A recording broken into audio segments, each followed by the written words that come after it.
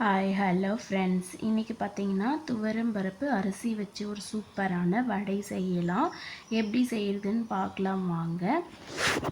This video sponsored by SBO Digital Marketing. Join SBO Digital Marketing work from home opportunity. Use your free time to earn no fixed hours or work at your convenience. Have a Facebook, Instagram or YouTube account? You are already eligible. Earn daily income with instant payout. Start from day one. Send your name and qualification on WhatsApp number. Get full details instantly. Skip பண்ணாதீங்க, பெரிய தப்பு. தினம் 300 ரூபாய் சம்பாதிக்க அரிய வாய்ப்பு. Instagram, Facebook பயன்படுத்த தெரிந்தால் போதும். Content post and content publishing மூலமா தினம் 300 ரூபாய் சம்பாதிக்கலாம். இந்த வேலை செய்ய 5 நிமிடம் போதும். Work training support, group communication support, all language customer live chat support, முக்கியமா சொந்தமா ஒரு பிசினஸ் ஸ்டார்ட் பண்ற அளவுக்கு உங்களால கற்றுக்கொள்ளவும் முடியும், சம்பாதிக்கவும் முடியும். இந்த வேலை வாய்ப்பு வழங்குவது 5 வருடத்திற்கு மேல ரன் ஆகிட்டு இருக்க நம்ம தமிழ்நாட்டு company school of business organisation private limited. மேலும் விவரங்களுக்கு டிஸ்கிரிப்ஷன்ல கொடுத்திருக்க நம்பருக்கு வாட்ஸ்அப் பண்ணுங்க. இப்போ பார்த்தீங்கன்னா இதுக்கு தேவையான அளவு 1.5 டம்ளர் துவரம் பருப்பு எடுத்திருக்கேன். 1.5 டம்ளர் துவரம் பருப்புனா 1 டம்ளர் பச்சரிசி சேர்த்துக்கோங்க. அதுக்கு இதுதான் கரெக்டான அளவு. இது ரெண்டும் நல்லா மிக்ஸ் பண்ணிவிட்டு நல்லா வாஷ் பண்ணி எடுத்துக்கோங்க. ஒரு 2-3 டைம்ஸ் நல்லா வாஷ் பண்ணி ஒரு 1/2 hour இல்லை 1 hour அப்படியே ஊற வச்சுருங்க.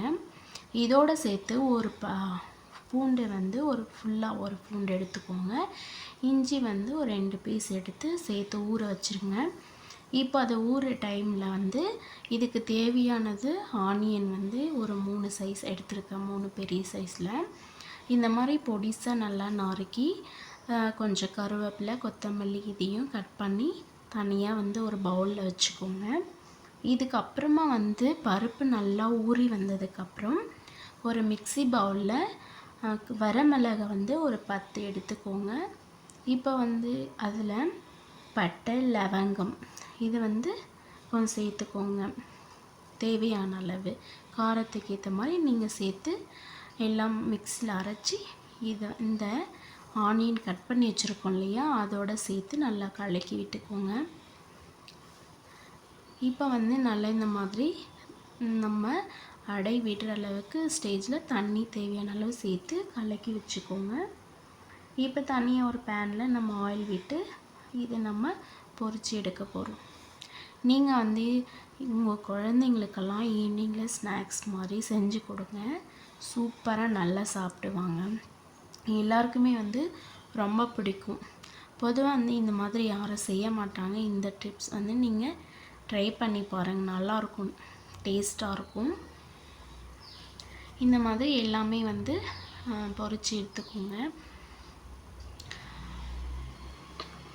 பொதுவாக பார்த்திங்கன்னா நீங்கள்லாம் உளுந்தில் அப்புறம் கடலப்பருப்பு இதில் தான் வடை செஞ்சு நீங்கள் பார்த்துருப்பீங்க. இந்த மாதிரி செஞ்சதெல்லாம் கிடையாது இல்லையா. நீங்கள் ட்ரை பண்ணி பாருங்கள். இது செய்யும் போது கொஞ்சமாக பாசிப்பருப்பு சேர்த்துக்கோங்க. இன்னுமே நல்லா டேஸ்ட்டாக இருக்கும், நல்லா கிறிஸ்பியாகவும் வரும் பாசிப்பருப்பு சேர்க்கறதுனால. இதே போல் நீங்கள் கண்டிப்பாக ட்ரை பண்ணி சாப்பிட்டு பார்த்துட்டு உங்களுக்கு எப்படி பிடிச்சிருக்கான்னு கமெண்ட் பண்ணி சொல்லுங்கள் ஃப்ரெண்ட்ஸ். மறக்காமல் வீடியோ சப்ஸ்கிரைப் பண்ணிவிட்டு லைக் பண்ணிக்கோங்க. தேங்க்யூ ஃபார் வாட்சிங்.